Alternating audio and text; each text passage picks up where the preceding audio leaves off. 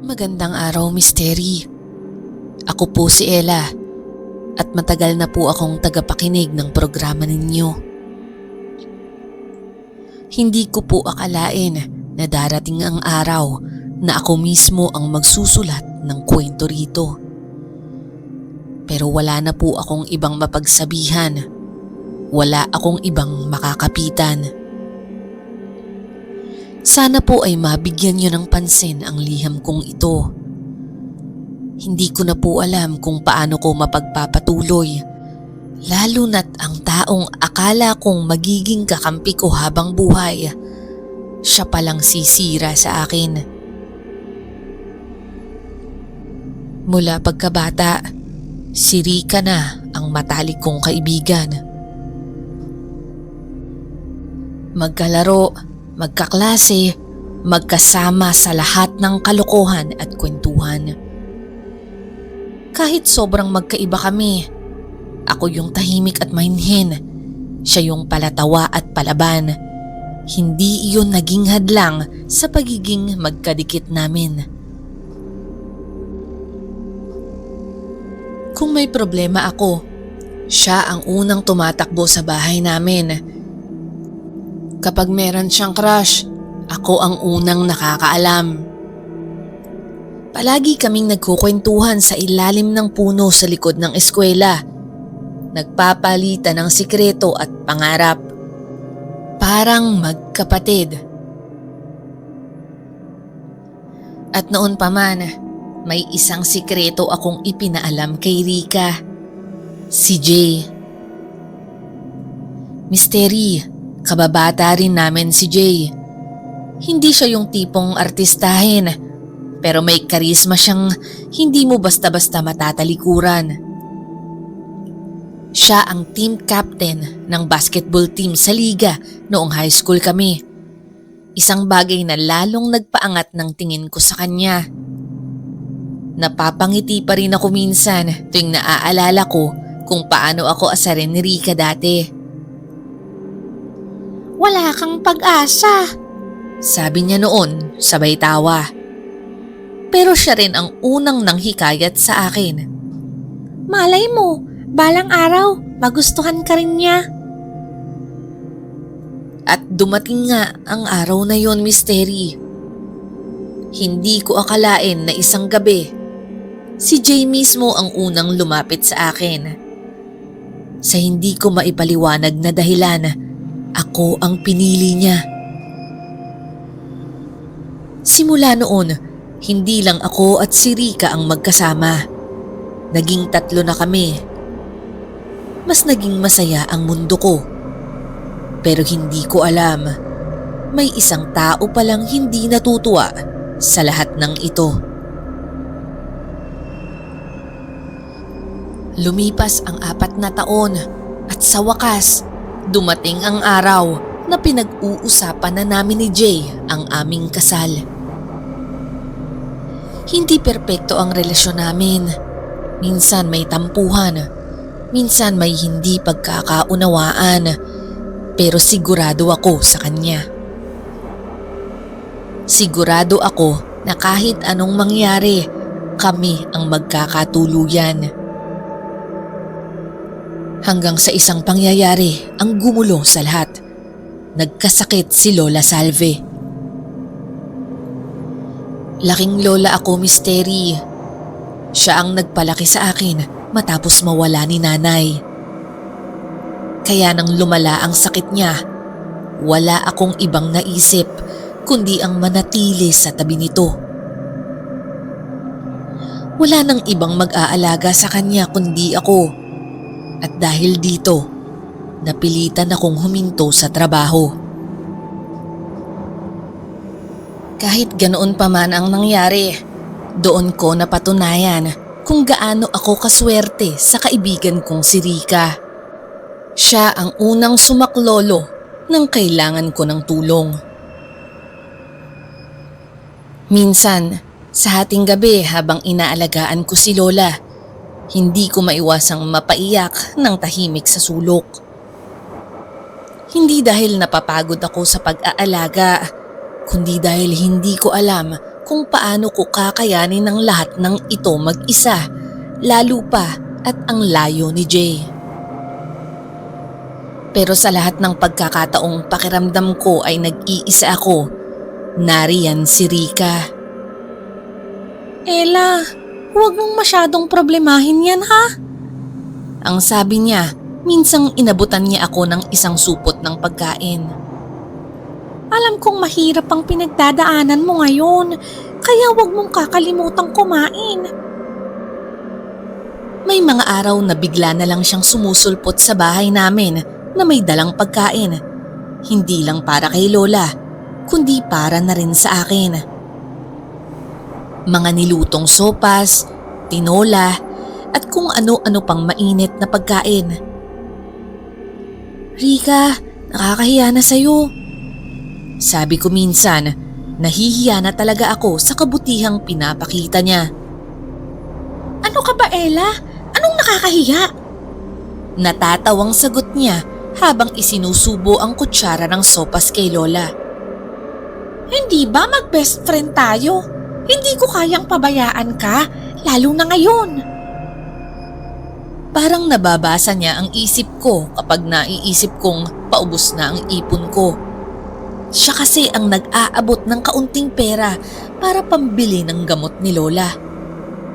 Kahit ayaw kong tanggapin nung una, ipinilit niya.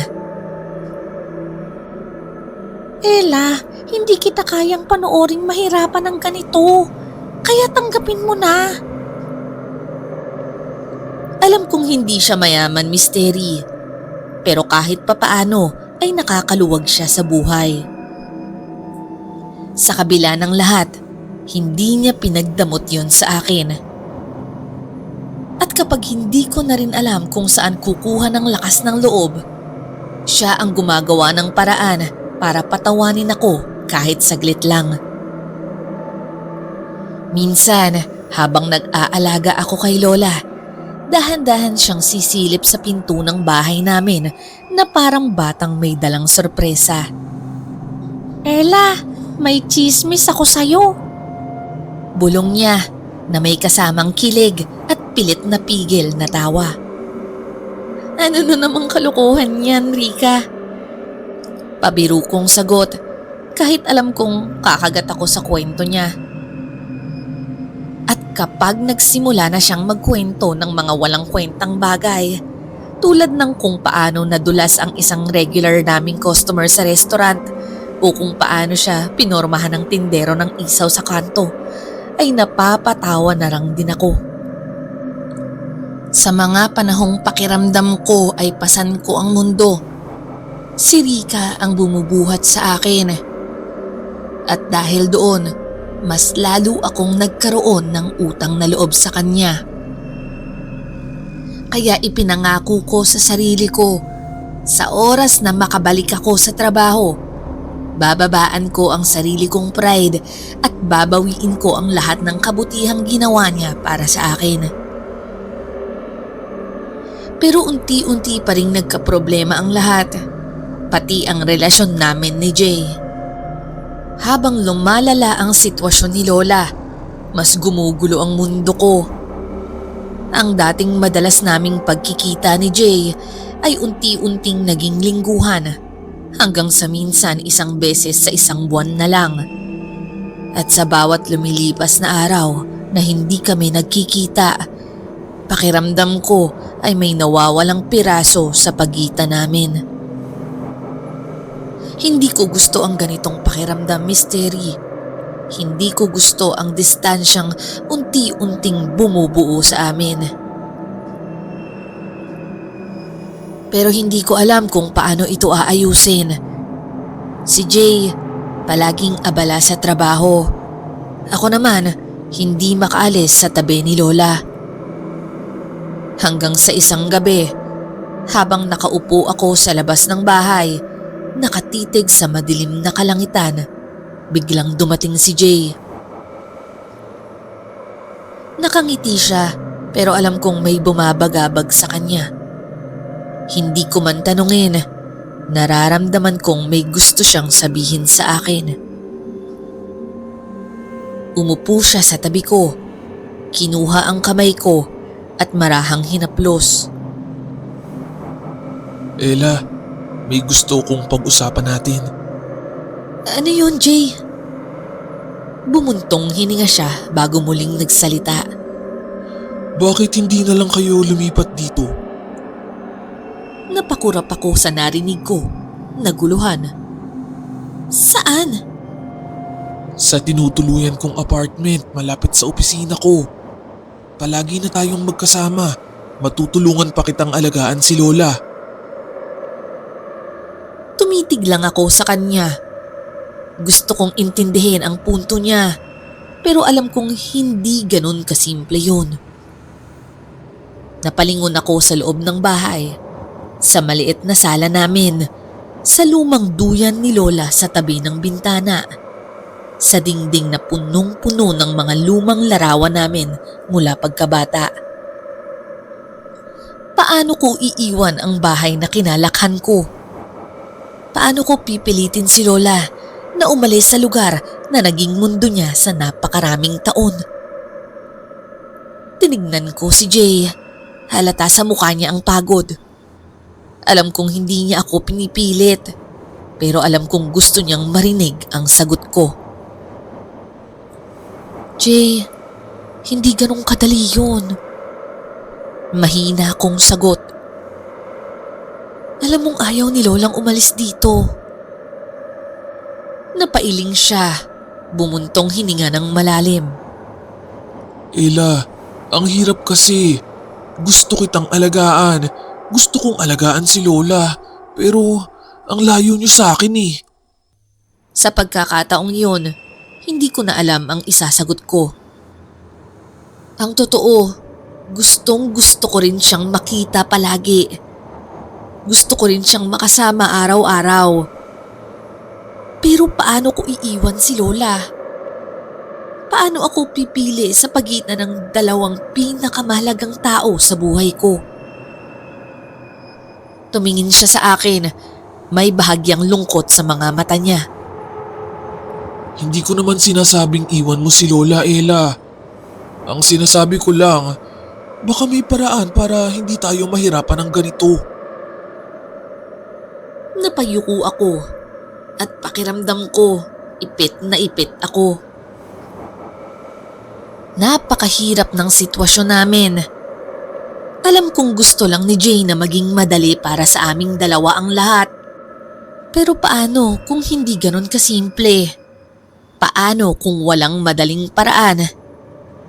Doon ko naramdaman ang takot. Ang takot na baka unti-unting lumayo si Jay sa akin. Kaya lumapit ako sa nag-iisang taong alam kong makakatulong sa akin, si Rika. Kinabukasan, dumiretso ako sa kanila. Nadatnan ko siyang nakaupo sa sofa, nagmamasid sa labas ng bintana. Pagpasok ko, agad niya akong tinapunan ng tingin at ngumiti. Uy, napadalaw ka. Anong problema? Umupo ako sa tabi niya, ramdam ang bigat sa dibdib ko. Rika, hindi ko na alam ang gagawin ko eh. Tungkol kay Jay, no? Oo eh. Gusto niyang lumipat kami ni Lola sa bayan para mas madali kaming magkasama. Pero hindi ko pwedeng pilitin si Lola. Hindi siya sanay sa ibang lugar at alam kong hindi siya magiging masaya kung ilalayo ko siya rito. Tahimik lamang siyang nakinig. Alam kong kahit hindi ko sabihin lahat, naiintindihan niya ako. Matapos ang ilang saglit, hinawakan niya ang kamay ko at tumango. Alam mo, Ella, tama ka. Si Lola mo ang dapat mong unahin. Hindi mo siya pwedeng pilitin lumipat. Lalo na sa sitwasyon niya ngayon. Mahirap yun para sa kanya. Tsaka isipin mo, paano kung hindi rin kayo magtagal sa bagong lugar? Mas lalo lang siyang mahihirapan. Sa puntong yon, Mystery, kahit papaano, gumaan ang pakiramdam ko. Tama kasi siya, hindi ko kailangang madaliin ang bagay na to. Ngumiti siya at tinapik ang balikat ko. Huwag kang mag-alala, Ella. Andito naman ako para sa'yo. Sa inyo ni Lola. Hindi kita pababayaan. Napayakap naman ako sa kanya nang marinig ko ang sinabi niya. Salamat, Rika, ha? Hindi ko alam kung anong gagawin ko kung wala ka. At sa sandaling yon, naniwala ako na siya ang tunay kong kakampi.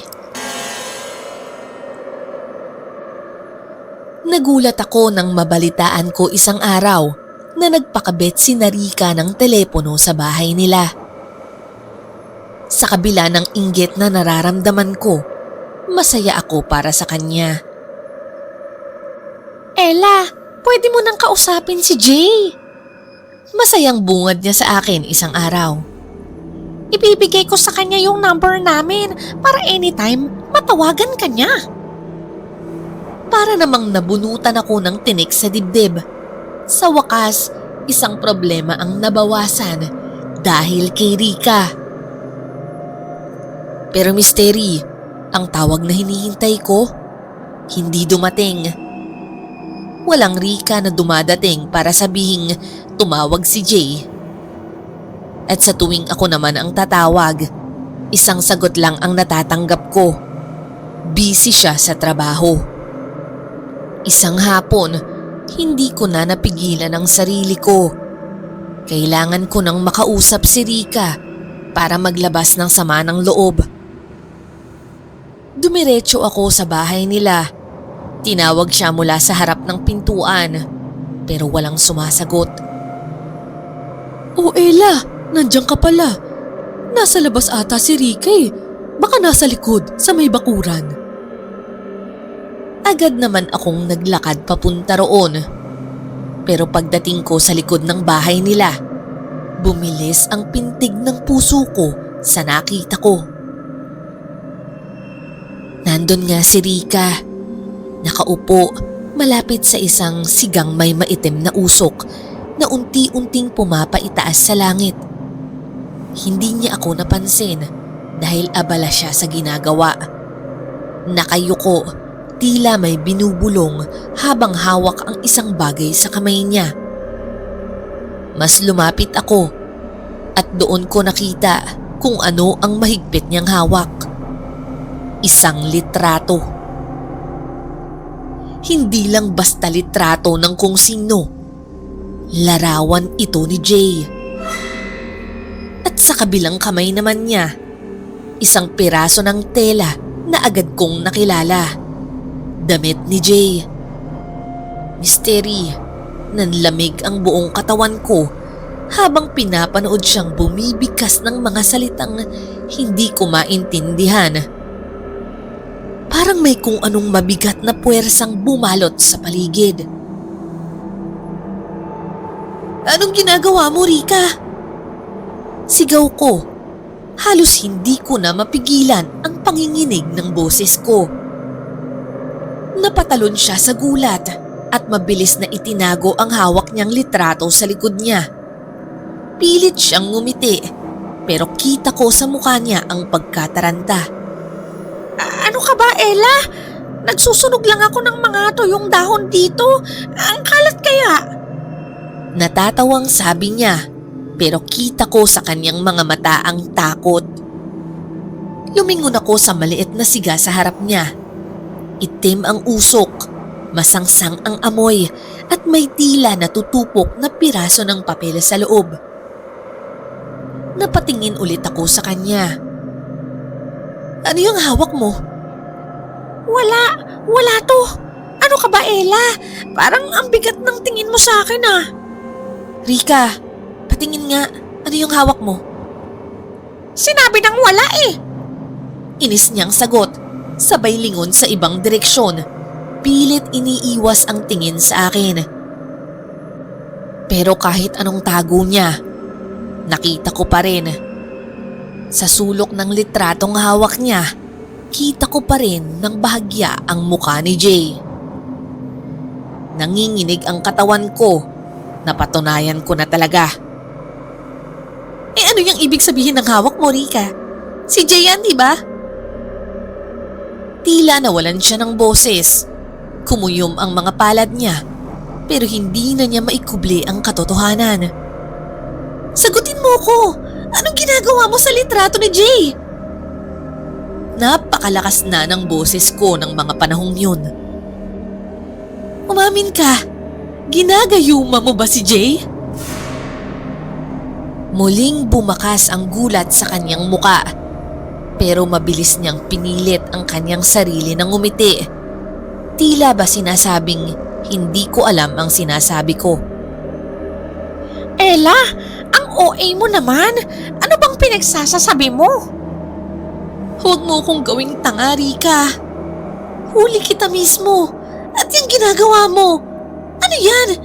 Bakit mo hawak-hawak ang litrato ni Jay? Ano ka ba? Wala to, Ella. Ano lang to? Trip-trip lang. Trip? Ito ang tawag mong trip? Yan ba ang tawag mo sa panggagayuma? Halos lumipad sa hangin ang huling salitang binitiwan ko. Gayuma. Sa wakas, nawala ang peking ngiti sa labi ni Rika. Para siyang nanigas. Doon ko na nakita ang katotohanan sa kanyang mga mata. At ang tahimik na pagkumpirma sa pinakamasakit na katotohanang hindi ko inakalang mararanasan ko mula sa sarili kong kaibigan. Humahangos akong umuwi sa bahay. Halos hindi ko maramdaman ang bigat ng katawan ko sa bilis ng pagtakbo ko. Nanginginig ang mga kamay ko. Ramdam ko pa rin ang malamig na hangin na dumaan sa akin mula sa likod ng bahay ni Rika. Parang may bumabalot na hindi ko maipaliwanag na puwersa. Pagdating ko sa bahay, agad akong sinalubong ni Lola Salve. Nakaupo siya sa may pintuan. Nakataas ang manipis niyang kumot sa balikat. Tila hinihintay ako. Pero sa oras na makita niya ang luhaan kong muka, agad siyang napatayo. Ella, anong nangyari? May bahid ng pag-aalala sa kanyang tinig. Napahinto ako sa harap niya. Hindi ko alam kung paano ko bibigkasin ang sasabihin ko. Misteri, masyadong mabigat. Mas masakit kaysa sa inaakala ko. Pero sa isang iglap, parang kusa na lang lumabas ang mga salita sa bibig ko. Lola, ginagayuma ni Rika si Jay. Nanlamig ako matapos ko yung sabihin. Si Rika, ang matalik kong kaibigan, ang pinagkatiwalaan ko ng lahat, ang itinuring kong kapatid. Siya ang sumira sa akin. Sa halip na mabigla, tumango lang si Lola Salve. May bahid ng pagkaunawa sa kanyang muka. Sabi ko na nga ba? Ano pong ibig niyong sabihin, Lola? Huminga siya ng malalim bago ako tinignan. Matagal ko ng kutob iyan. Hindi lang si Jay ang kinukulam ni Rika. Pati ako. Ano? Muli akong kinilabutan, Misteri. Si Jay at si Lola? Kaya hindi gumagaling ang sakit ko. Ang mga dinadalang pagkain ni Rika rito, may halong kulam. Sa isang iglap, parang biglang nagtagpi-tagpi ang lahat sa isip ko. Ang hindi maipaliwanag na panghihina ni Lola. Ang unti-unti niyang panlalamig sa loob ng maraming buwan. At ngayon, ang biglang pagbuti ng kanyang kalagayan. Biglang napalunok ako. Kulam? Lola, gayuma lang ang ginawa niya. Masasabi na bang kulam yun? Sa halip na sumagot agad, tumitig lang sa akin si Lola. Ang dati niyang mahinang katawan ay parang biglang nagkaroon ng panibagong lakas. Ang mga mata niya matalim at puno ng paninindigan. Ang gayuma anak ay isang anyo ng kulam. Kapag pinilit mong baguhin ang damdamin ng isang tao sa hindi natural na paraan, ito ay pangungulam. At kapag sinubukan mong gamitin ang mahika upang manipulahin ang ibang tao, mas nagiging madilim ang epekto nito. Nanlambot ang tuhod ko sa narinig ko kay Lola. Hindi ko akalain na ganito kalalim ang ginawa ni Rika. Parang isang malamig na kamay ang dumampi sa bato ko habang iniisip ko ang lahat. Ano pa ang nagawa niya nang hindi ko alam? At bakit? Bakit niya kailangang gawin to sa akin? Sa kabila ng sakit, ramdam ko rin ang matinding galit. Paano niya nagawang magpakita ng pagmamalasakit sa akin habang unti-unting sinisira ang lahat ng mahalaga sa akin? Huminga ng malalim si Lola. Ella, simula nang hindi ko kinain ang mga pasalubong ni Rika, unti-unti akong gumaling. Napatingin ako sa kanya. Biglang napansin ang pagbabago sa kanyang muka. Mas buhay na nga ang mga mata niya. Mas may sigla ang kanyang katawan. Noon ko lang napagtanto. Totoo nga. At dahil may lakas na ako ngayon, oras na para kontrahin ang gayuma niya. Lola, paano po? At sa unang pagkakataon, Misteri, nakita ko ang isang kakaibang ningning sa mga mata niya. Hindi siya natatakot. At ngayon ko lang napagtanto, hindi lang si Rika ang may lihim. Habang lumalalim ang gabi, sinimula ni Lola ang paghahanda. Sa ilalim ng puno sa bakuran, naglatag siya ng puting tela sa lupa at sa ibabaw nito, inilagay niya ang mga botelyang may langis, asin at mga halamang gamot.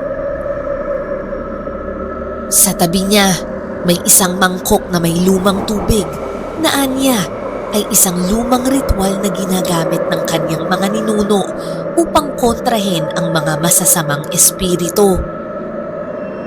Nakaupo lamang ako sa tabi niya, hindi pa rin makapaniwala sa lahat ng nangyayari. Lola, sigurado po ba kayo rito? Apo, ikaw lang ang makakatulong sa pagbawi kay Jay.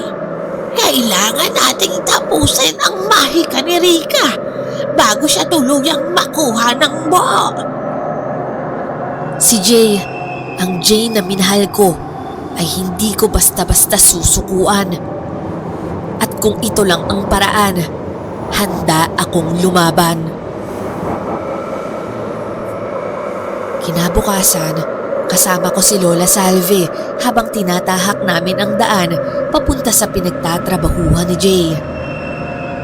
Misteri, ang tibok ng puso ko ay parang tambol sa dibdib ko. Hindi ko alam kung paano ko siya haharapin.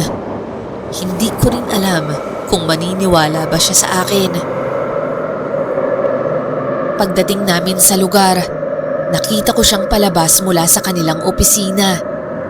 Suot pa rin niya ang kanyang uniforme at kahit sa malayo, kitang-kita ko kung gaano siya nagbago. Parang may bumabalot na ulap sa paligid niya. Hindi siya ang dating Jay na kilala ko. Si Jay na dating masayahin, puno ng sigla, ngayon ay parang isang taong walang buhay. Mabilis akong lumapit sa kanya. Jay! Napahinto siya agad at lumingon sa akin. Parang hindi niya ako agad nakilala. Ella? Pilit akong ngumiti kahit gustong gusto ko nang maiyak. Pwede ba kitang makausap? Tumayo na rin si Lola Salve sa tabi ko. Ang presensya niya ay parang isang matibay na pader ng proteksyon. Napakamot si Jay sa ulo. Halatang alanganin. Ano bang kailangan mo, Ella? Ikaw, Jay. Kailangan kita. At gusto kong malaman kung kamusta ka na talaga. Nakita ko ang bahagyang pagkalito sa kanyang muka. Pero mabilis din itong napalitan ng pag-iwas. Mabuti ako. Jay, mahal mo ba talaga si Rika? Diretsyong tanong ni Lola. Napatingin si Jay sa kanya. Naguluhan, hindi agad nakasagot. Ano? Lumapit ako sa kanya. Pilit hinahanap ang dating Jay sa likod ng malamlam niyang mga mata. Jay, anong nararamdaman mo kapag iniisip mo ko?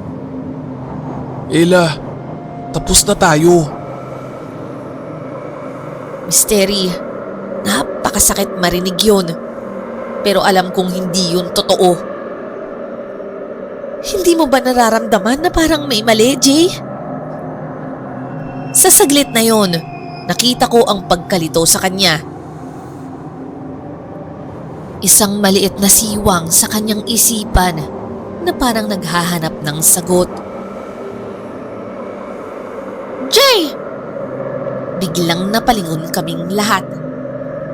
Si Rika, papalapit, halatang nagmamadali, halatang hindi inasahan na nandito ako.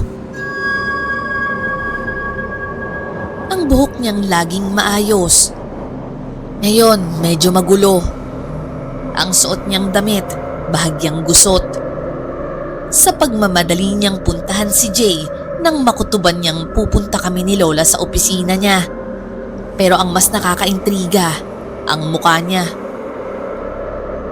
Anong ginagawa mo rito, Ella? May diin ang kanyang tinig. Pilit na kumakalma, pero ramdam ko ang pagpipigil niya sa sarili.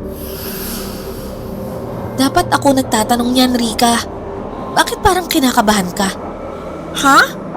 Bakit naman ako kakabahan? Hindi na ako magpapaligoy-ligoy pa, Rika.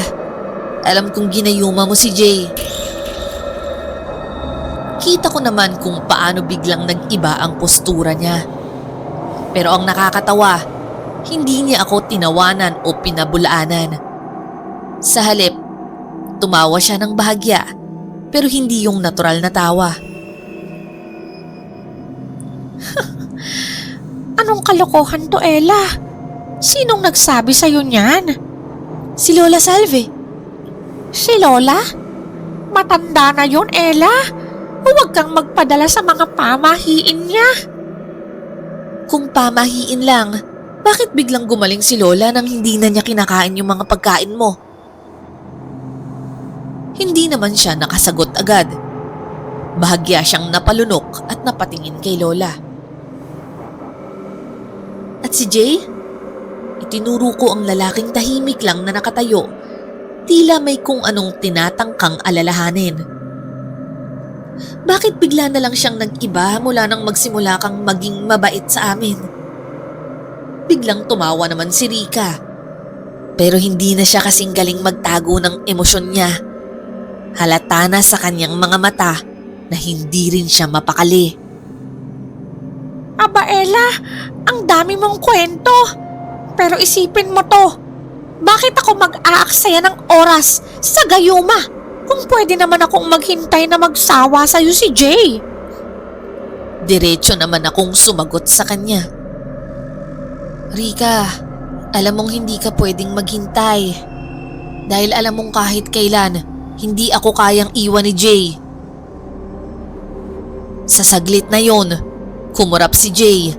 Tila may biglang sumakit sa ulo niya.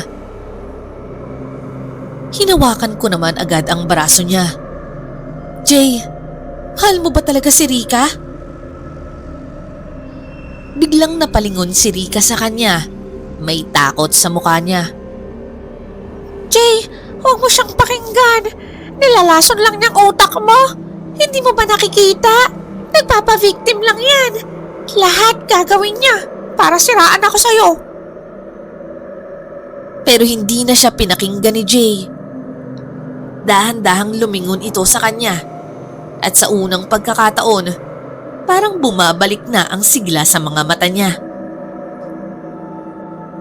Rika, anong ginawa mo sa akin? Kitang-kita ko kung paano unti-unting nagbago ang ekspresyon ni Rika. Mula sa pagiging kampante, ngayon ay para siyang asong naguguluhan kung lalaban o tatakbo. Ano tong nararamdaman ko? Itinakip ni Jay ang kamay sa ulo niya. Tila may mabigat na biglang bumalot sa isip niya. At sa pagkakataong yun, alam kong bumagsak na ang depensa ni Rika. Napatitig siya sa akin, pero hindi na siya ang kumpiyansadong Rika na kilala ko. Ang nakita ko ngayon ay isang desperadong babae. Isang babaeng nahuli sa sarili niyang patibong. At sa isang saglit, nawala ang peke niyang ngiti. Alam mo, Ella, kung hindi ka lang naging hadlang, hindi ko na sana kailangang gawin to. Sa tingin mo ba, makukuha mo talaga siya ng ganyan? Kasi alam mo, Rika, kahit anong gawin mo, hindi mo kailanman magagawang ipilit ang isang bagay na hindi para sa'yo. At sa unang pagkakataon, nakita ko sa mga mata niya ang isang bagay na hindi ko inaasahan. Takot.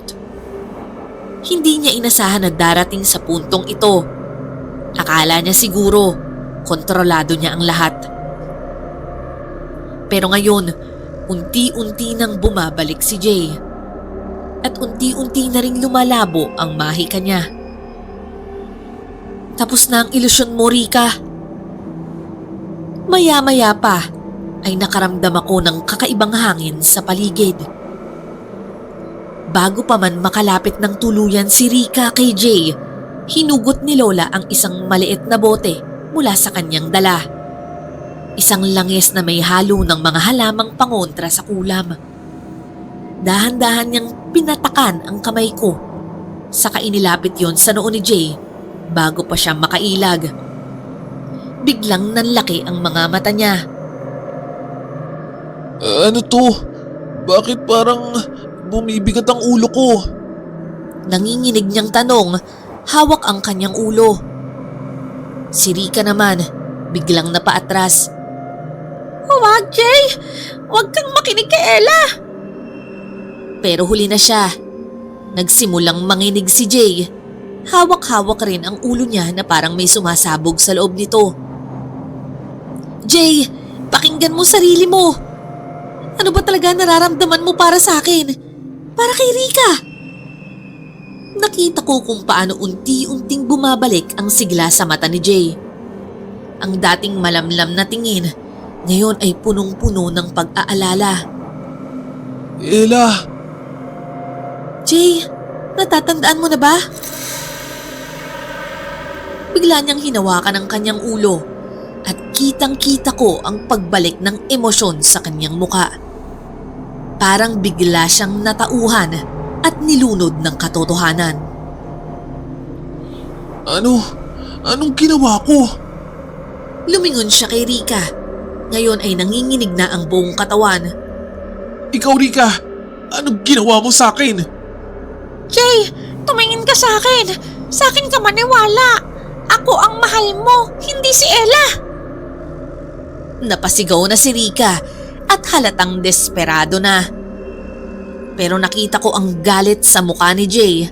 Isang galit na hindi ko pa nakita noon. Hindi kita mahal, Rika. Kahit kailan, hindi kita mamahalin. Parang may matinding hangin ang bumalot sa paligid. At si Rika, biglang napaatras. Parang may biglang puwersang tumama sa kanya. Napaluhod siya sa lupa, nanginginig, tulala at hindi makapaniwala.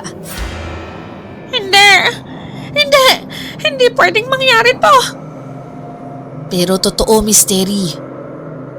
Tapos na ang gayuma at tuluyan na itong naputol. Biglang tumayo si Rika. tumakbo palayo at nagmamadali nang umalis. Nilingon ko si Lola pero tumango lang siya. Tapos na, Apo. Wala na ang bisa ng kulam. Agad na gumaan ang loob ko. Sa wakas, hindi na siya makakagulo pa sa amin. Matapos ang lahat, naroon pa rin si Jay. Nakaluhod sa harapan ko, halos hindi makagalaw. Ella, Jay. At sa isang iglap, niyakap niya ako, mahigpit, parang ayaw niya na akong pakawalan. At hindi ko na rin napigilan ang luha ko. patawad. Patawad, Ella. Hindi ko alam. Hindi ko matandaan. Pero alam ko, mahal kita. Ikaw lang. Ikaw lang ang mahal ko. Niyakap ko siya pabalik at sa unang pagkakataon sa matagal na panahon, naramdaman ko ulit ang init ng tunay na pagmamahal niya sa akin. Si Jay, ang Jay na minamahal ko, ay sa wakas bumalik na sa akin. Sa ngayon, unti-unti ko nang tinatanggap ang lahat ng nangyari. Masakit man ang pagtataksil ng isang taong itinuring kong pamilya, pero mas pinili kong bitawan ang galit. Hindi ko kailanman iniisip na ang horror ng buhay ko ay manggagaling sa mismong kaibigan ko. Pero sa kabila ng lahat, natuto akong lumaban para sa sarili ko, para sa taong mahal ko, at para sa mga mahal ko sa buhay na tunay na nagmamahal din sa akin. Marami na akong narinig na mga kwento ng pang-aagaw, pero hindi ko akalaing mararanasan ko ito sa paraang higit pa sa ordinaryong pagtataksil. Ngayon, mas maingat na ako sa mga taong pinagkakatiwalaan ko. At higit sa lahat, mas pinapahalagahan ko na ang pagmamahal na hindi kailangang hingin, hindi kailangang ipilit, at lalong hindi kailangang makuha sa madilim na paraan. Maraming salamat, Mystery. Sana po ay may napulot ding aral ang ibang makakabasa ng kwentong ito.